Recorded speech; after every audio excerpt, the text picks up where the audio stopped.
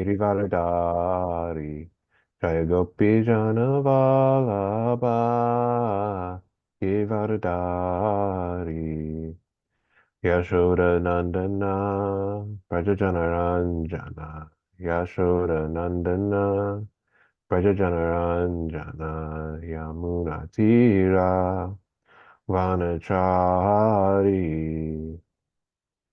Yamuna Tira, Vanachari.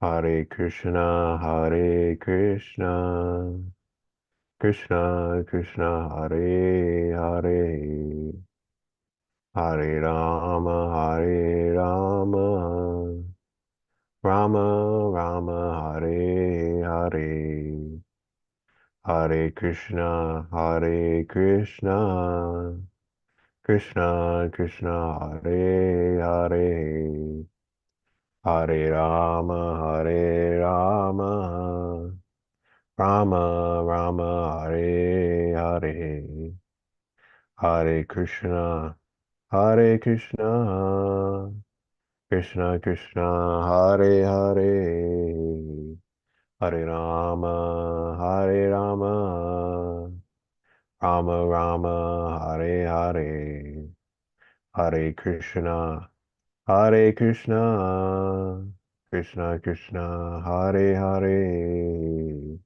Hare Rama, Hare Rama, Rama Rama, Hare Hare, Hare Krishna, Hare Krishna, Krishna Krishna, Hare Hare, Hare Rama, Hare Rama, Rama Rama, Hare Hare, Hare Krishna, Hare Krishna, Krishna Krishna, Hare Hare, Hare Rama, Hare Rama, Rama Rama, Hare Hare, Hare Krishna, Hare Krishna,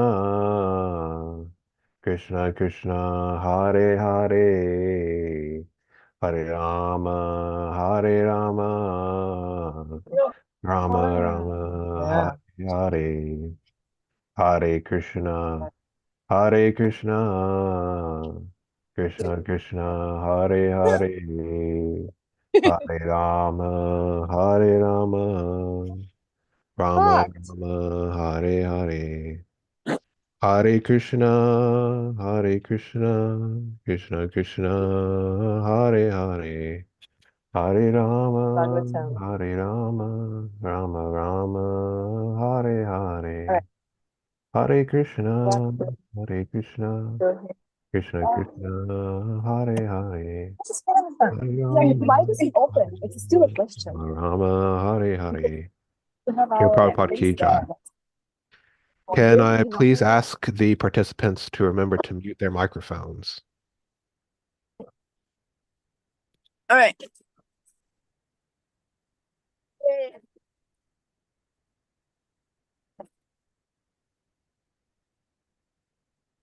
Jai Vishnupada Prahamsa Purajakacharya Shota Shata Shri Srimad. His Divine Grace A.C. Bhaktivedanta Swami Prabhupada Ki Jai. ISKCON Founder Charya Srila Prabhupada Ki Jai. Jai Vishnupada Prahamsa Purajakacharya Shota Shata Shri Srimad Bhaktisiddhanta Saraswati Goswami Maharaj Prabhupada Ki Jai. Grantaraj Srimad Bhagavatam Ki Jai. Nitai Gaur Pramanande Hari Hari Bol.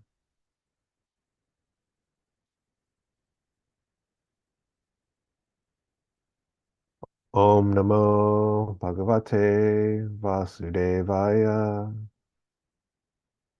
Om Namo Bhagavate Vasudevaya. Om Namo Bhagavate Vasudevaya. Reading from Srimad Bhagavatam, Canto 6, Chapter 1, text number 47. The chapter title is The History of the Life of Ajamil.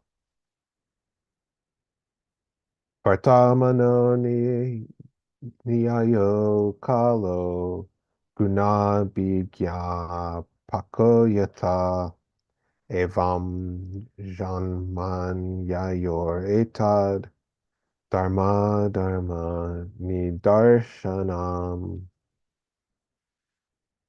vartamano niyayo kalo guna bigya pakoyata evam janmanyayor etad dharma nidarshanam vartamano niyayo kalo guna bigya pakoyata evajan manya yor etad dharma nidarshanam vartamana, the present, anyayo, of the past and future, kala, time, guna abhigyapaka, making known the qualities, yata, just as, evam, thus, janma, birth, anyayo, of the past and future births, etat, this, dharma, religious principles, adharma, irreligious principles, nidarshanam, indicating. Translation and purport by His Divine Grace A.C. Bhaktivedanta Swami Prabhupada, Srila Prabhupada Ki Jai. Just as springtime in the present indicates the nature of springtimes in the past and future, so this life of happiness, distress, or a mixture of both gives evidence concerning the religious and irreligious activities of one's past and future lives. Purport. Our past and future are not very difficult to understand, for time is under the contamination of the three modes of material nature. As soon as spring arrives, the usual exhibition of various types of fruits and flowers automatically become manifest. And therefore, we may conclude that spring in the past was adorned with similar fruits and flowers, and will be so adorned in the future also. Our repetition of birth and death is taking place within time, and according to the influence of the modes of nature, we are receiving various types of bodies, and thus being subjected to various conditions. Om Gina Chamandasya Gina Janashvakaya Chakshamatamana Tasma Shri Guruve Namaha. Jaya Shri Krishna Chaitanya Prabhu Nityananda Shri Advaita Gadadhara Shri Vasadi Gaur Bhaktivinoda. Hare Krishna, Krishna Krishna, Hare Hare. Hare Rama, Rama Rama, Hare Hare. Thank you everybody for coming to class today. We are continuing discussing the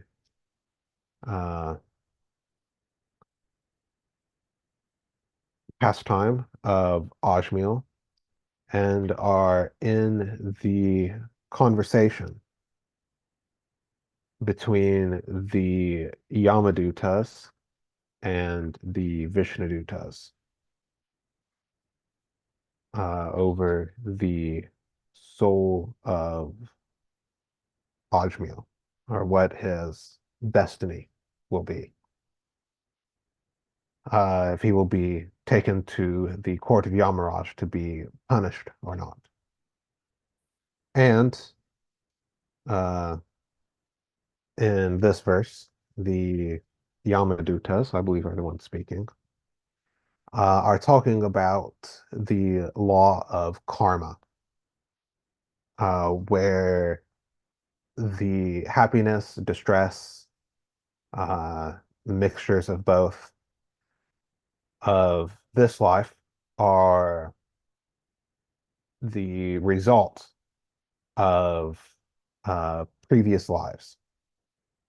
And this idea is foundational to the Vedic worldview and all also the various uh, philosophies as well that are founded on the Vedic worldview.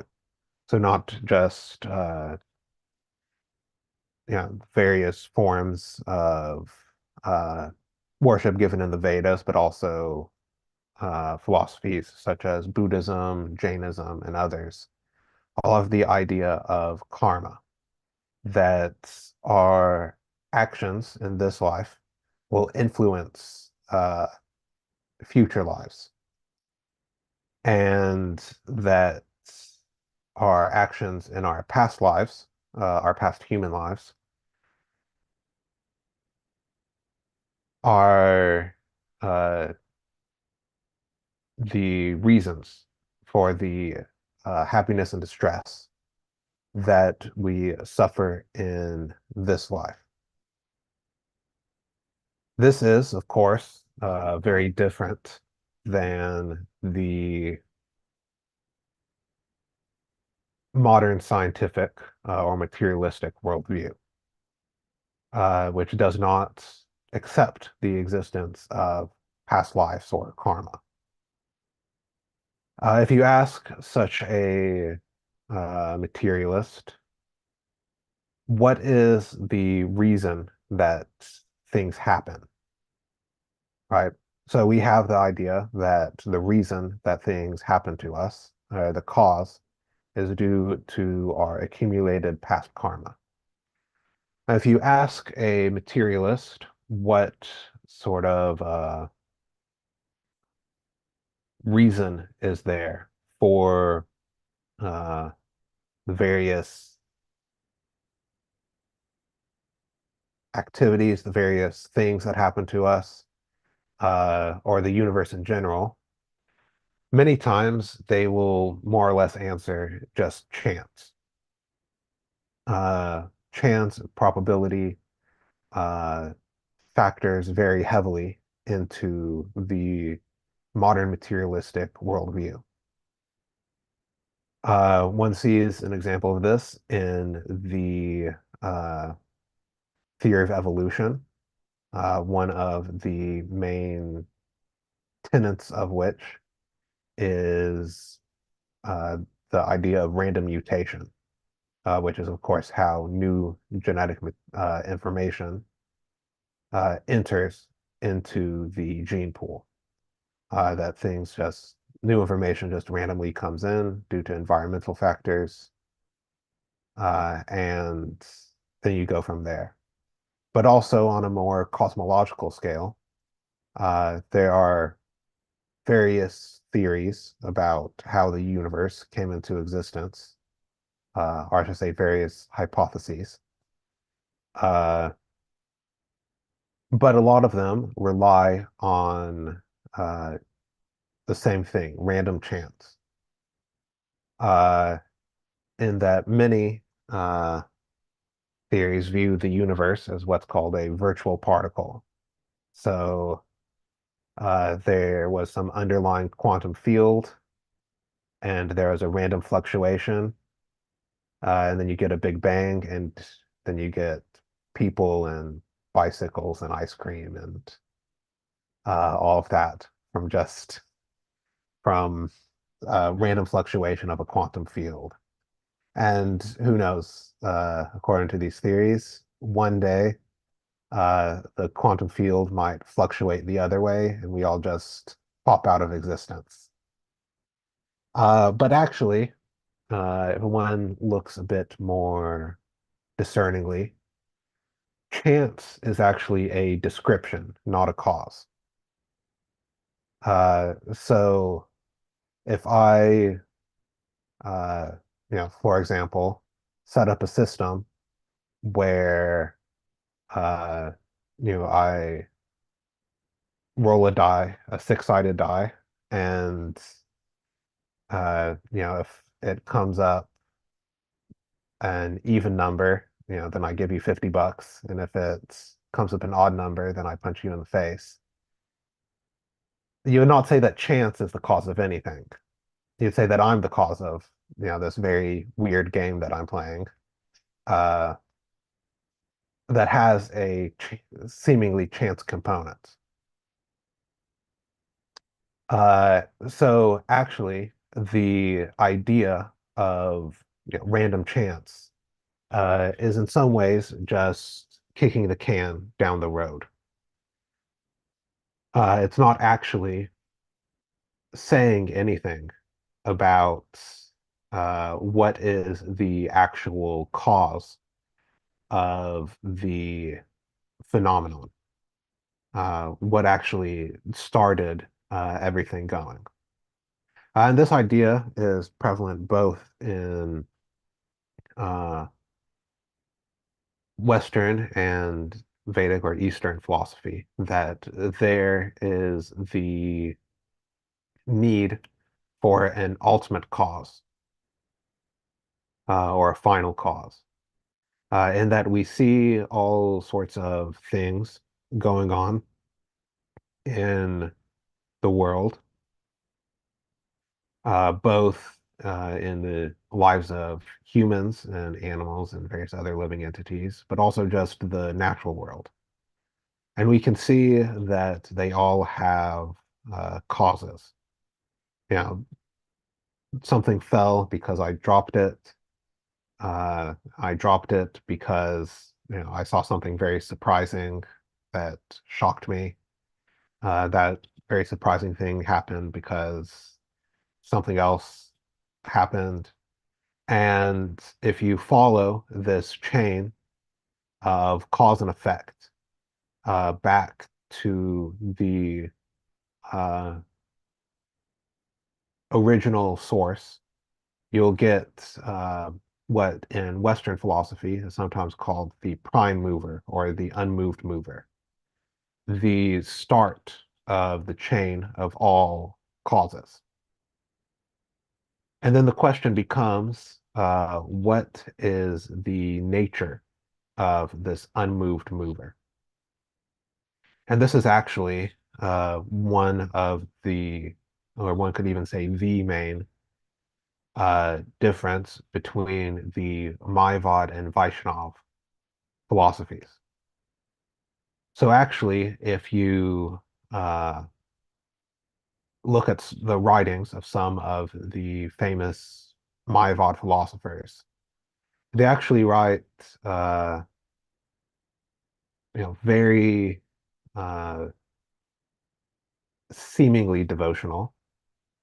Of course, Mayavads aren't actually devotional, but seemingly devotional praises of Krishna, which might seem very surprising, considering that uh, Prabhupada in his books goes very strongly. He goes after the Mayavads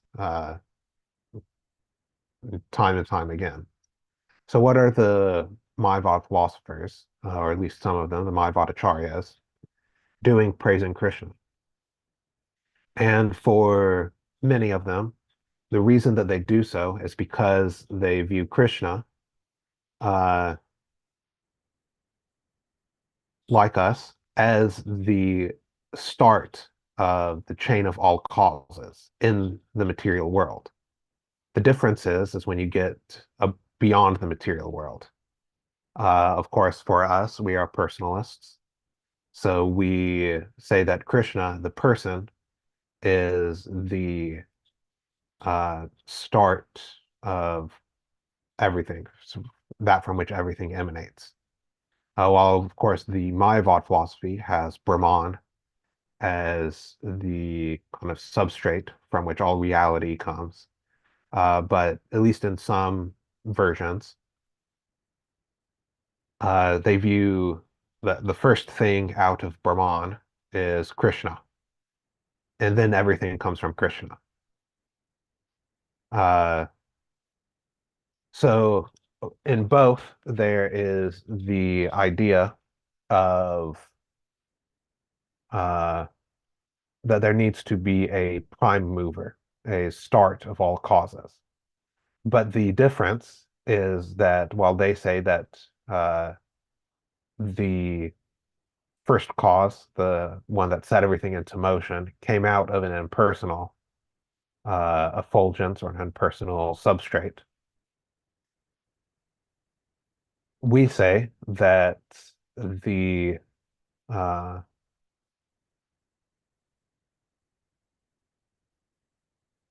substrate itself, that the ultimate reality is personal, is the personal form of Krishna. And there are various arguments that one can make that show that it is far more logical to believe that the uh, personal form is supreme, that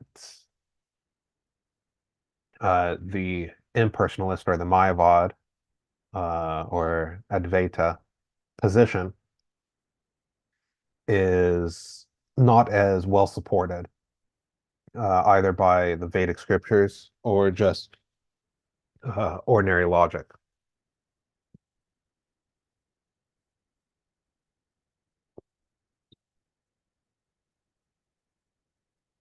A good explanation of this, or a good argument, uh, or set of arguments, I should say, in this regard, are termed the seven great untennables, which are due to Ramanujacharya, which are seven kind of arguments that Ramanujacharya gave against the Mayavad position. Uh, talking about the nature of Brahman and how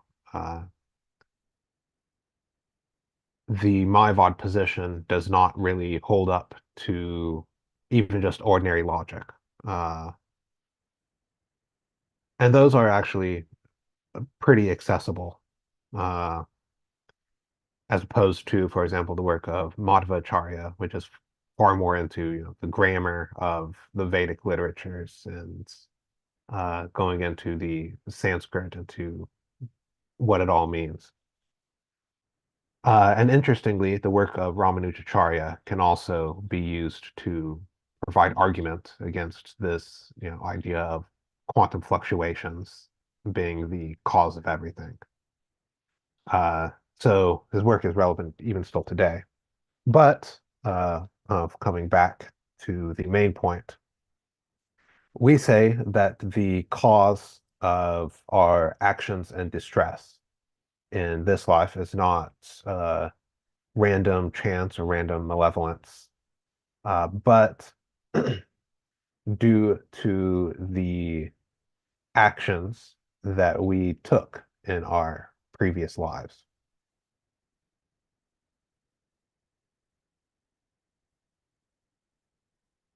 And that if we performed religious activities, so activities in accordance with the Vedic injunctions, then we have happiness in this life. And if we performed irreligious activities, then we get distress.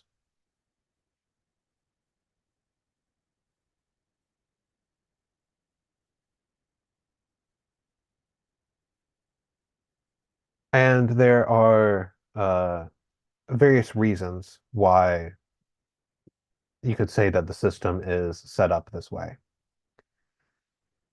One, of course, is that it will cause people to act correctly, act in a moral manner. Sometimes you see some people who think themselves intellectuals. Uh, for example, many people from the so-called new atheist movement say, well, it's not really being moral if, I'm just acting well because I want to avoid eternal hell or reactions in my future lives or something like that. One should be moral just because it's the right thing to do. They are, of course, ignoring the fact, first of all, that they have no basis for saying anything is right or wrong in the first place, just on a materialistic standpoint, other than sentiment. But on another level, that, okay, for some people, just the intrinsic idea of, I want to be a good person is enough. For others, they need punishment. Krishna says in Bhagavad Gita, when talking about how he's the supreme in every category, that of all means of suppressing lawlessness, I am punishment. Because some people will not have such a morally advanced attitude of just wanting to be good for goodness sake, but they'll be good to try to avoid punishment. We see this even in kind of the ordinary dealings that people have. That some people will follow the law just because uh, that they want to be a law-abiding citizen, and it's part of their own persona. And others will avoid breaking the law because they don't want to go to jail. And prisons are necessary because there's always a rascal element to society.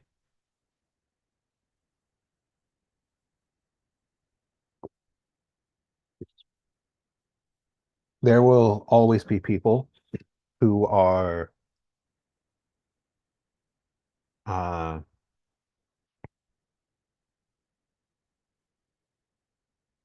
only following out of fear of punishment, or will only learn if they are punished. And of course, there are also some who, even if punished, will not learn. Uh, so they have to be somehow contained as well. In ordinary dealings, we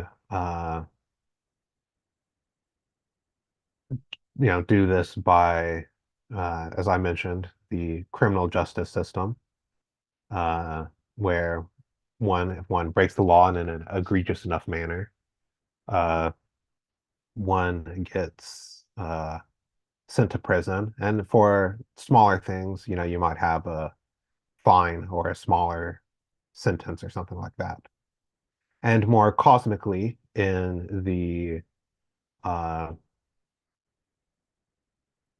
laws of karma, one might suffer, one will suffer some reactions in a future birth. Maybe one's family situation or financial situation has some difficulties. Or for more serious ones, one might get put into a body where one cannot do as much damage. I've heard the example before. For example, the meat eating propensity. If one is very, very attached to eating meat and does that all throughout one's life, if the laws of karma put one into a human body, they might do basically what we're seeing now, factory farming and uh, giving so much distress to the animals, the environment on a large industrial scale. Uh, so, the laws of nature, Yamaraj, might put them into a tiger body, where they still get to satisfy the meat-eating propensity, uh, but won't do as much damage. Uh, or depending on their karma, maybe even into a uh, you know, fly or maggot body where they eat the meat, but can do practically no damage. Uh, so uh, the indications are here in our present life about the pious and impious activities that we got up to in our previous births. And of course, even this whole idea of previous births is not very much accepted in the current materialistic worldview. Uh, Out of everything, basically, uh, the idea of reincarnation is one of those things that very few uh, scientists, modern philosophers, etc., will take seriously. Even though there is actual scientific evidence of uh, reincarnation. Uh, Most famous, of course, was the work of Ian Stevenson uh, in his various books, the most famous one being Cases of the Reincarnation Type,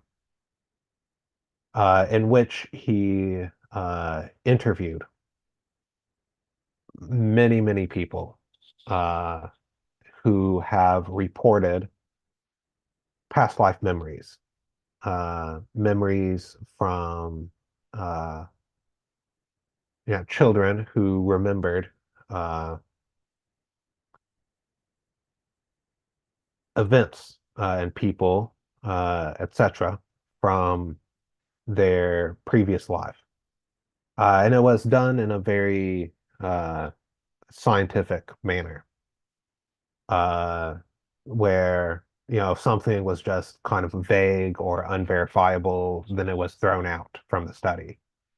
It was only that, they interviewed the people and then went to uh, go verify the things that they said.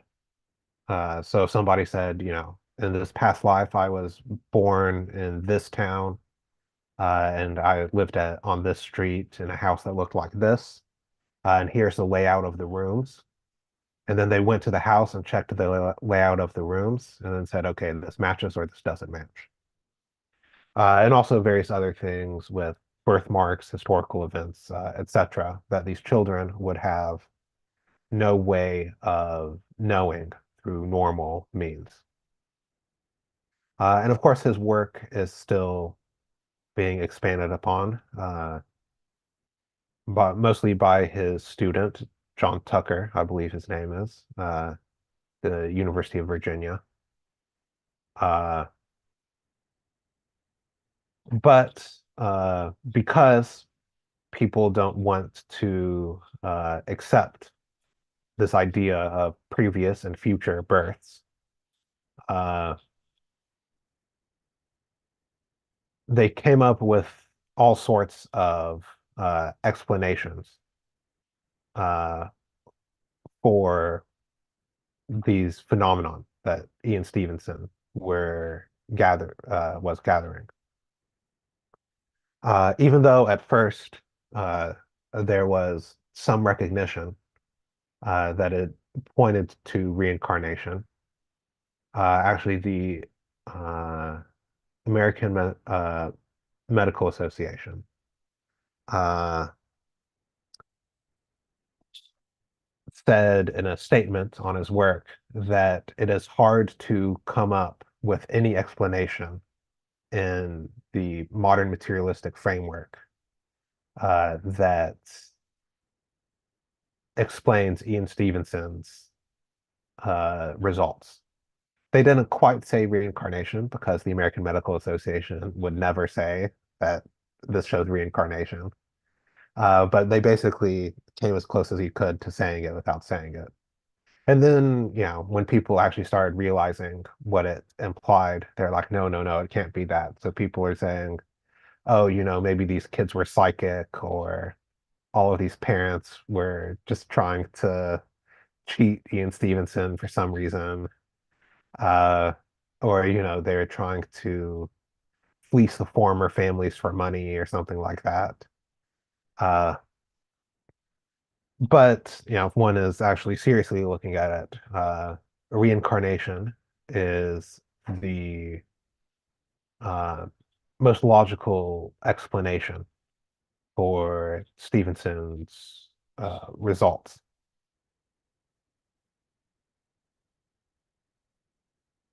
So then we should recognize that this life is then just one of many. Uh, and generally, we view uh,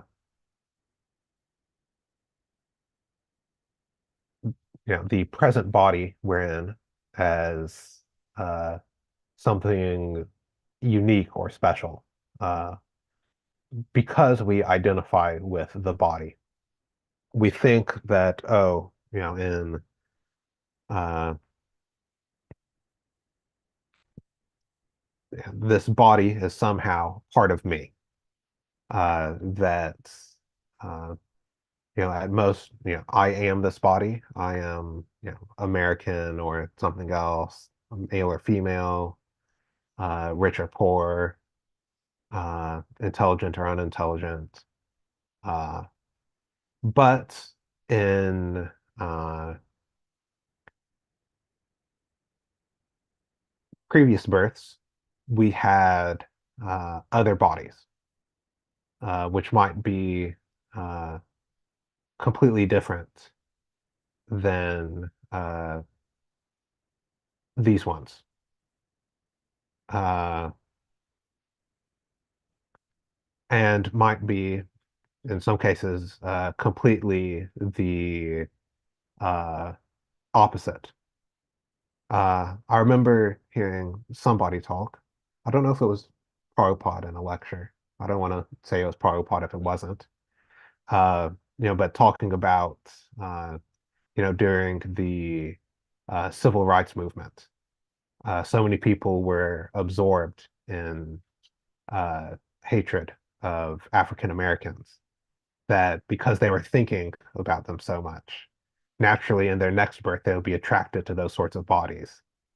So they'll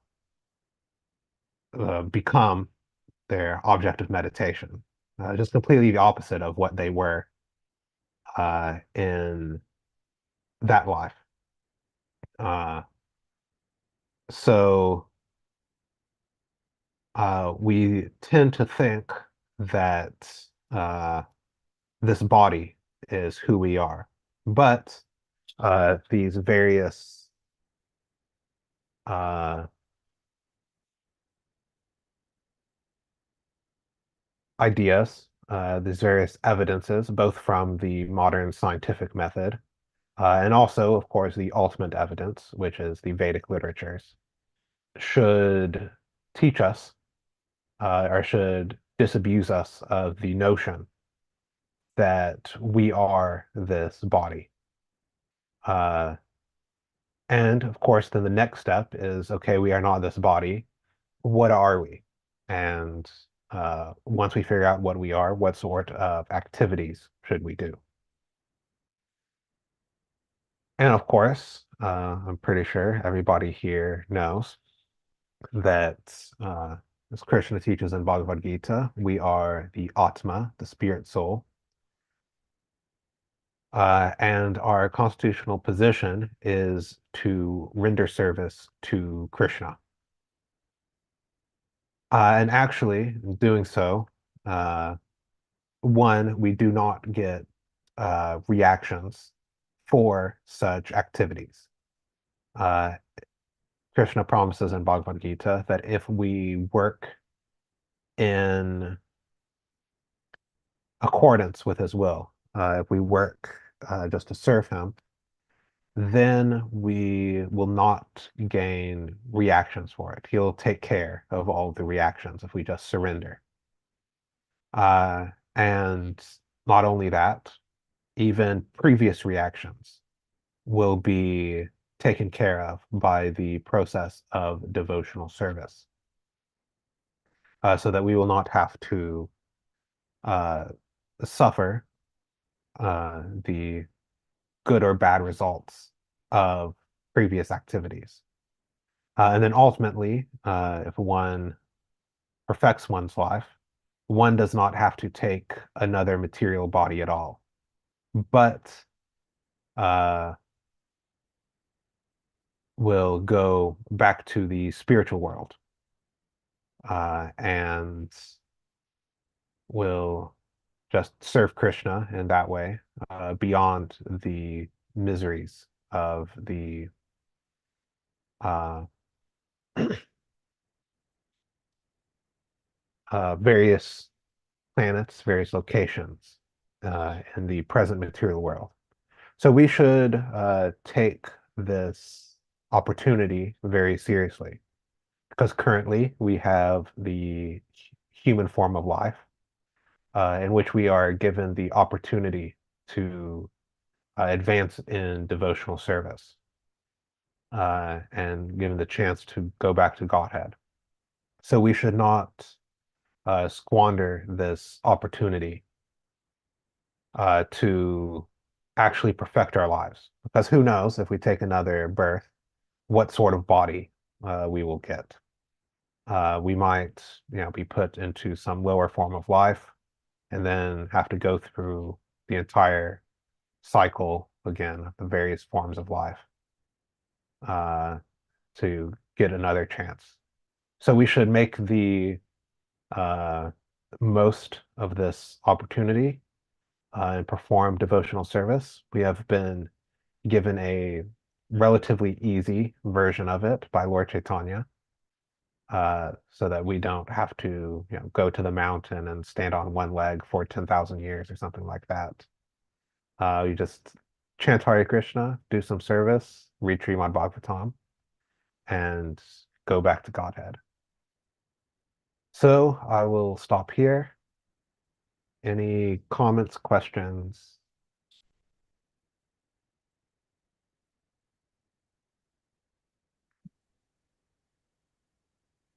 Hare Krishna Prabhu. Can I Hare ask a Krishna. question? Yes, of course. Just to clarify, you said that we are Atma. I know that there is other word Jiva. What is the difference? Just a quick question. What is the difference between Jiva and Atma, or they are the same? Uh, and I know sometimes they're also uh, combined into Jivatma. Um, I think, if my Sanskrit is correct, uh, that Jiva also means just kind of, in general, living entity.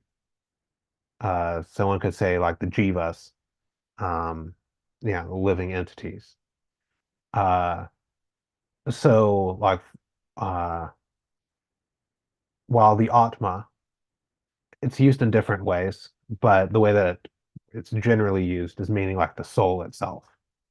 So one could say like, the uh, jivas are their bodies is a grammatically correct sentence. Of course, it's not like conceptually correct because the jivas are their atmas. But I believe that's the distinction.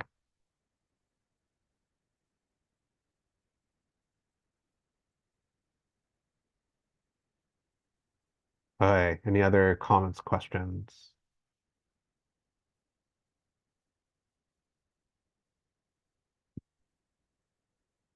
Hmm. We have another moderator here who has a little reflection. Oh, thank you Prabhu, for your class. I was just reflecting on the how you pulled it apart as far as the cause and effect, Hmm.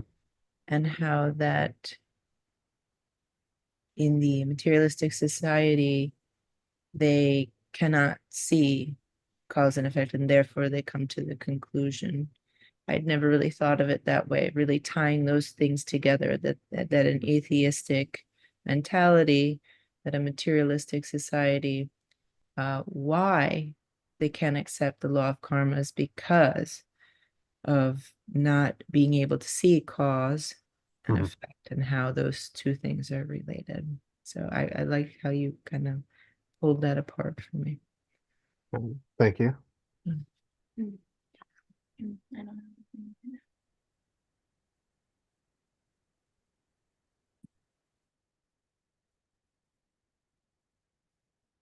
Thank you, Kalaswaru Prabhu. Thank Always you. such an educating class. Love hearing Ian Stevenson's name dropped. I think that some of the work that some of these people are doing could be revolutionary. Mhm. If we could just get a bit of that old-fashioned Cartesian dualism coming back in style. I mean, that's enough to just sufficiently chip away at the physicalism, the materialism that's been dominant for a few centuries. Do you think there's any hope in that, in changing the perspective, the paradigm of your scientific colleagues, or no? Yes and no. Changing the paradigm kind of on a societal or a grand scale, yes.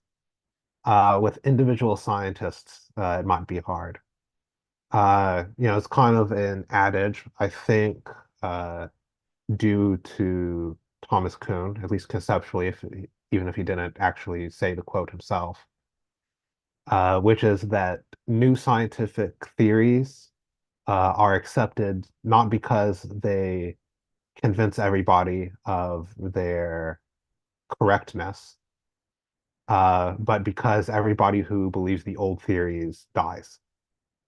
Uh, it's an almost impossible task to convince an old academic of a new theory, uh, which there's kind of psychological reasons for that as well. Because if you disprove, a lot of times these academics have,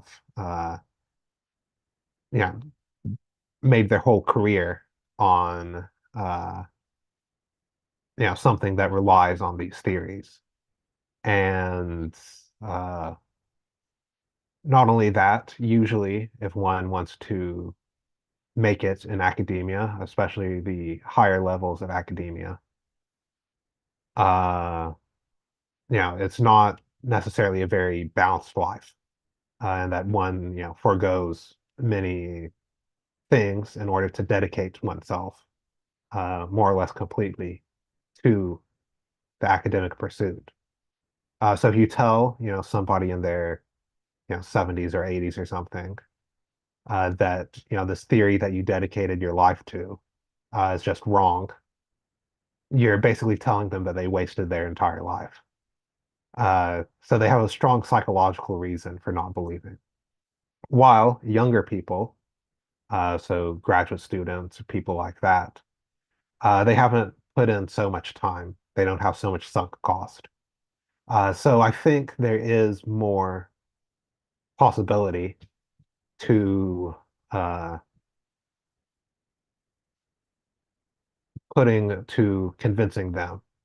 And kind of, I guess, the way just that I would think about doing it is kind of presenting it as that, okay, we've been trying to uh, derive consciousness from matter for, a long time.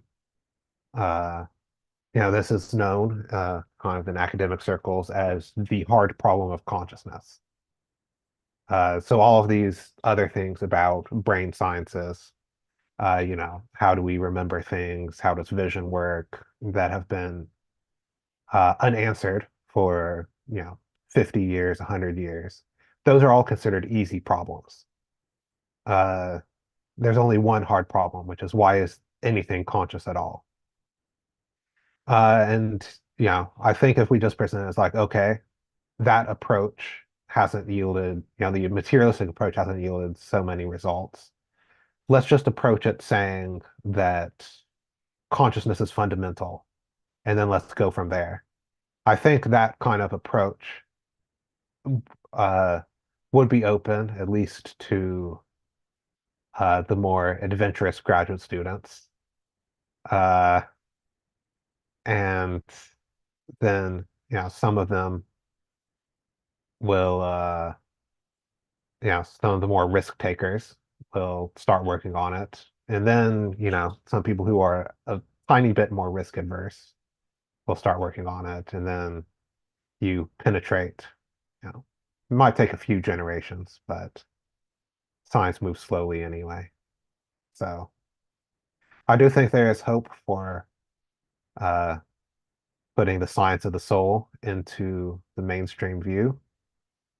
Uh, we'll just have to try to get on it, so to speak.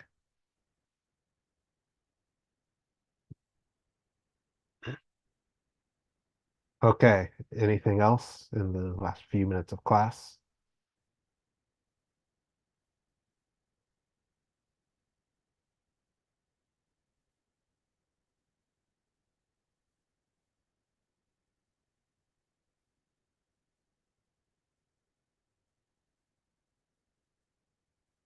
Okay, going once, going twice.